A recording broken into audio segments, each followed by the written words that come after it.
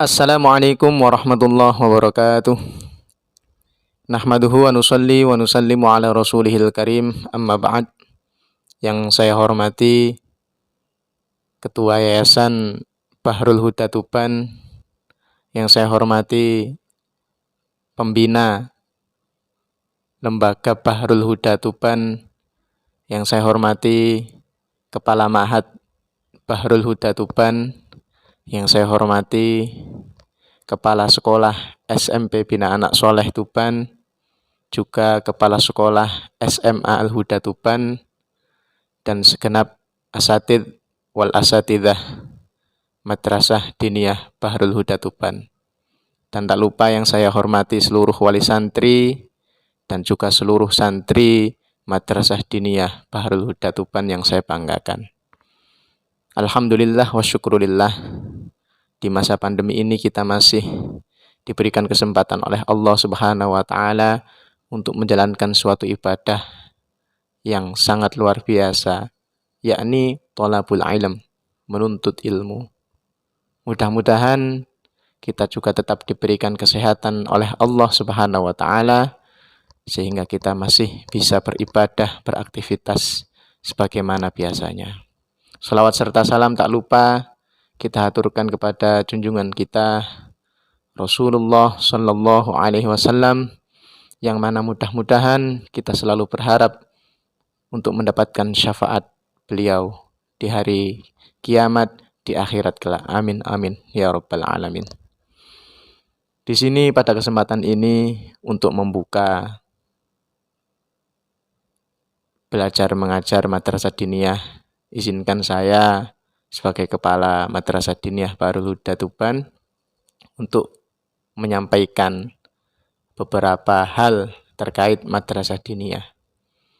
Jadi Madrasah Diniyah kita ini adalah Madrasah Diniyah Takmiliyah.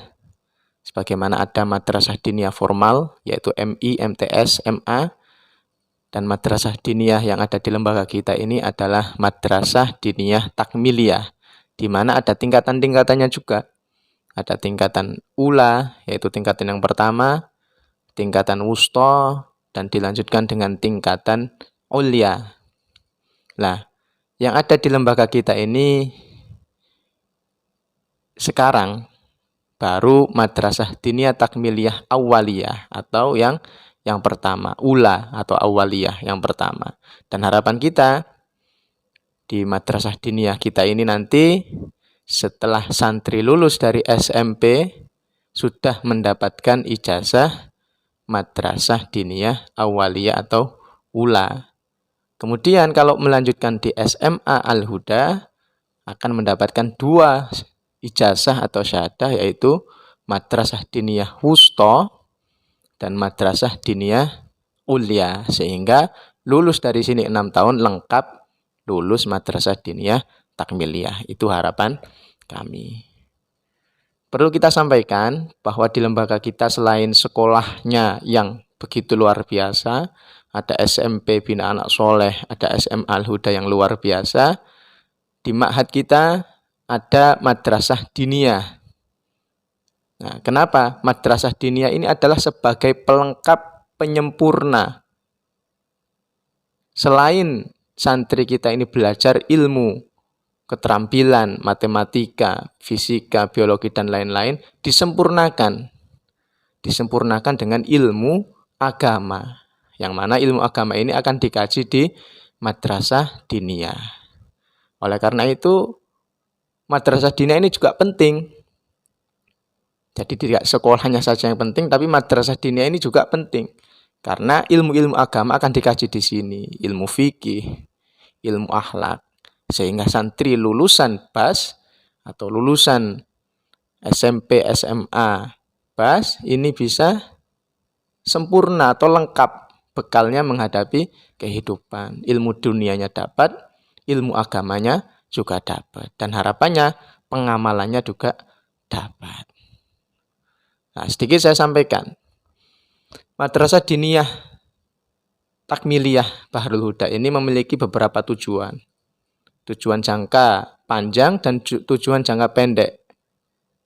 Nah, dalam 1 tahun ini rencananya atau tujuan kita, goal kita, bagaimana sebuah lembaga atau organisasi apapun itu, usaha atau apa, harus punya tujuan atau goal.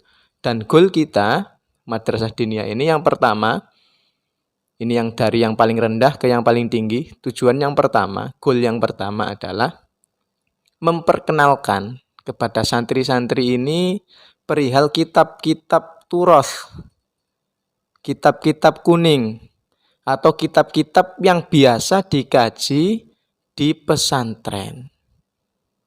Karena apa? Karena di lembaga kita ini ada yang namanya ma'had, pesantren. Jadi santri kita harus kita kenalkan dengan yang namanya kitab-kitab tersebut.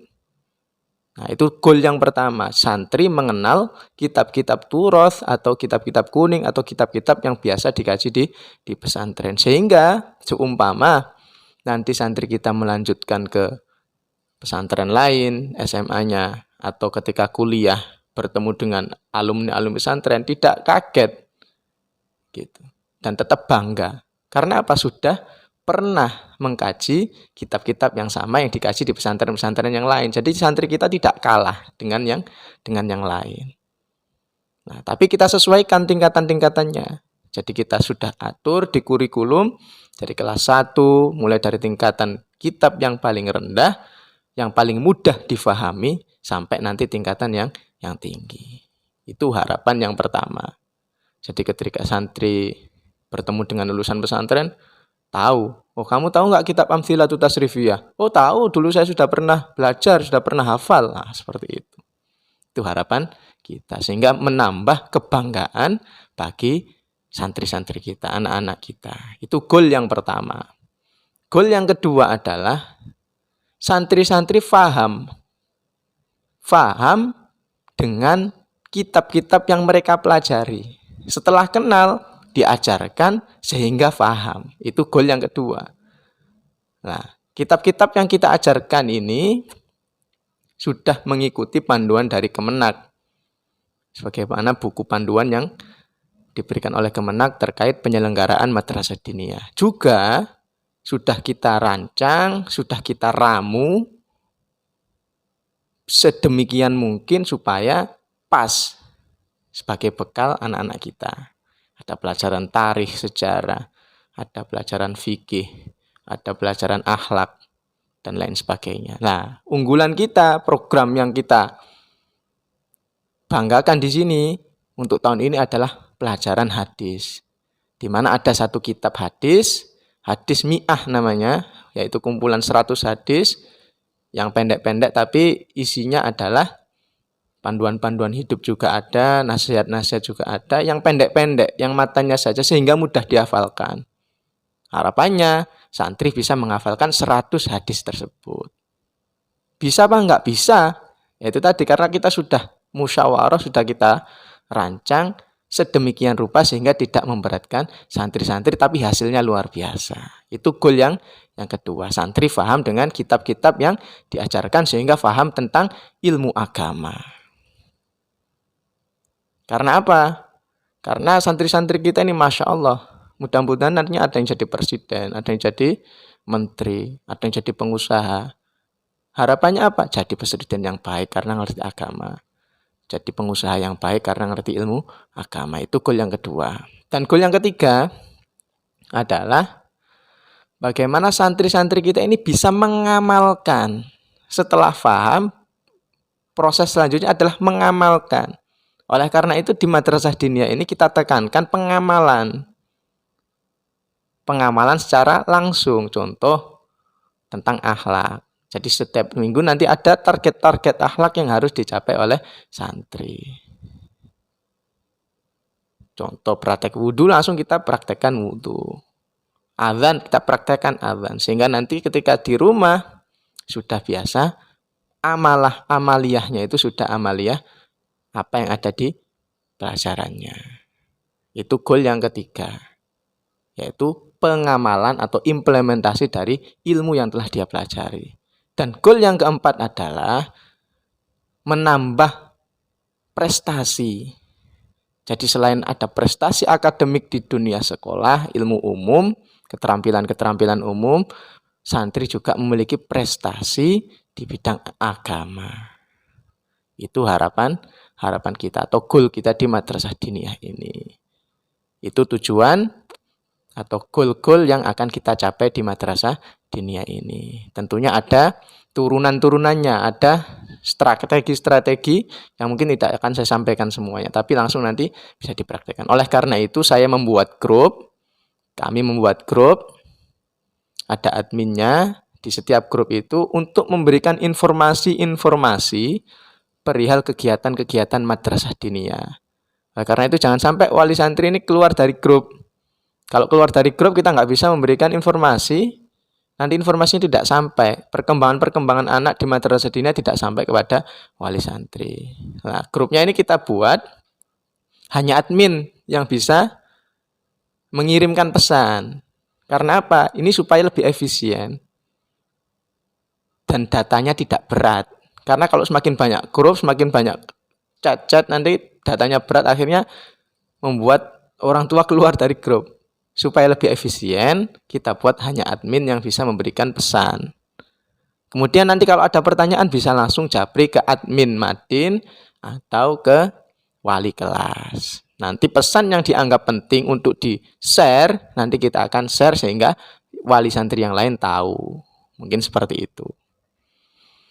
Nah, saya sampaikan lagi untuk kelas-kelasnya tadi.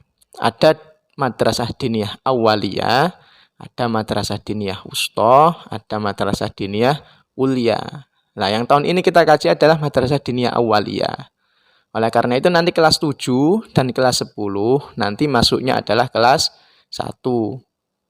Kemudian yang kelas 8, 9, 11, 12 itu masuknya kelas 2. Nah, insya Allah kalau targetnya tercapai ini akan ada percepatan sehingga 2 tahun sudah khatam awaliyah, sehingga kelas 8 untuk yang saat ini bisa diwisuda bareng dengan kelas 9. Seperti itu.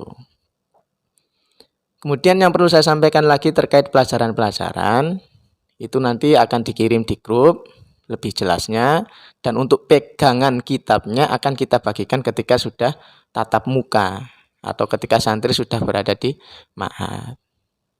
Karena apa? Supaya lebih memudahkan. Nah, sementara bagaimana? Sementara pelajarannya kita globalkan lewat daring. Daringnya sebagaimana yang sudah diinformasikan di grup, yaitu kita pakai YouTube atau channel YouTube sehingga santri bisa memutarnya kapan saja, tapi kita batasi. Jadi ada tugas yang harus dilaksanakan, yaitu merangkum apa yang disampaikan oleh ustadz-ustadzah yang mengisi pelajaran di hari tersebut. Nah, batasannya 24 jam setelah diupload. Nah, insya Allah tidak memberatkan santri dan anfaknya lebih bagus. Nah, itu terkait pelajarannya. Nah, pelajarannya insya Allah ada tingkatan-tingkatan. Kelas 1 tingkatannya ini, kelas 2 tingkatannya ini, kelas selanjutnya. Jadi dengan harapan apa? Ketika lulus sudah mumpuni, sangat mumpuni sebagai seorang santri yang sudah banyak belajar ilmu agama. Itu targetnya. Selanjutnya yang perlu kami sampaikan, bahwa di Madin ini sebagaimana sekolah ada wali kelas. Dan wali kelasnya sudah kita bagi, nanti bisa orang tua bisa berhubungan dengan wali kelas ketika ada keperluan yang perlu ditanyakan. Nah, untuk seragamnya sebagaimana sudah diinformasikan, nanti santri-santri ketika kembali ke ma'had atau ketika sudah datang ke ma'had diharapkan membawa untuk yang laki-laki baju putih atau koko putih dan koko atau baju warna hijau. Modelnya bagaimana Ustadz? Modelnya bebas, yang penting warnanya sama dan sopan tentunya. Karena apa? Supaya bisa dipakai di rumah juga. Seperti itu. Selain sudah ada seragam ma'had, ada lagi seragam yang dibawa oleh santri sendiri. Itu nanti bisa dipakai di rumah juga. Modelnya bebas, yang penting warnanya hijau sama warna putih. Yang perempuan bagaimana? Yang perempuan sama sebagaimana sudah di-share di grup itu. Kerudungnya warna putih atau apa itu. Modelnya terserah. Yang penting warnanya sama. Nah, mungkin itu yang bisa kami sampaikan untuk memperkenalkan Madin ini, untuk membuka pelajaran Madin ini. Mudah-mudahan kita semua, ustadz-ustadzah yang di sini, diberikan kekuatan, diberikan kesabaran, keikhlasan, sehingga ilmu-ilmu yang disampaikan barokah. Dan orang tua yang di rumah mudah-mudahan diberikan kesabaran, kekuatan, keikhlasan, mendoakan santri-santri anak-anaknya mudah-mudahan jadi jariah. Karena jariah yang terbaik, investasi akhirat yang terbaik adalah putra-putri yang solih-solihah. Demikian yang bisa saya sampaikan. Kurang lebihnya mohon maaf. Wal afu minkum. Wabillahi taufik wal hidayah. Wassalamualaikum warahmatullahi wabarakatuh. Catch 'em all.